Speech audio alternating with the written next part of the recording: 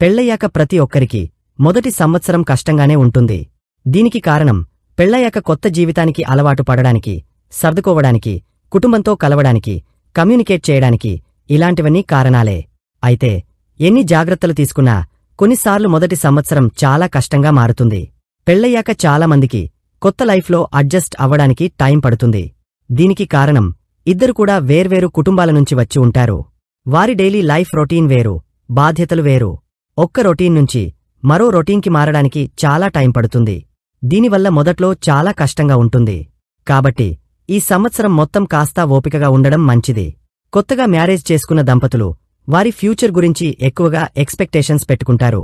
వారి లైఫ్ మొత్తం మారిపోతుందని, ప్రతి ఒక్కటి వారు అనుకున్నట్లుగానే ఉంటుందని, పార్ట్నర్ వారి మాట వింటారని, ఇలా ప్రతి ఒక్క విషయం గురించి వారి మనసులో ఎంతగానో ఊహించుకుంటారు. దీంతో ప్రతిరోజూ వారికో ఛాలెంజ్లా ఉండి ఇబ్బంది పడతారు. అదేవిధంగా కొత్తగా పెళ్లైనవారు ఒకరితో ఒకరు మాట్లాడుకోవడంలో కూడా లోపాలు ఉంటాయి. వారి అంచనాలను స్పష్టంగా తెలియజేయడంలో కష్టాలు ఉంటాయి.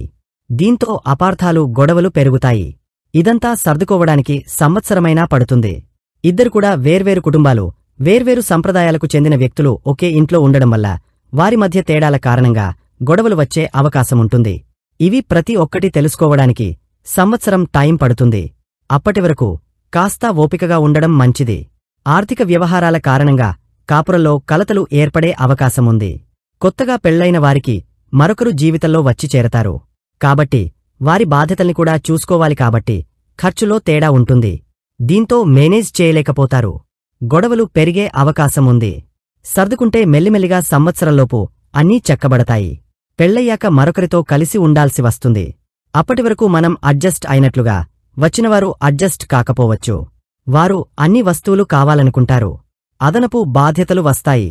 ఇవన్నీ కూడా అదనపు భారంగా అనిపించి గొడవలకి తావిస్తాయి.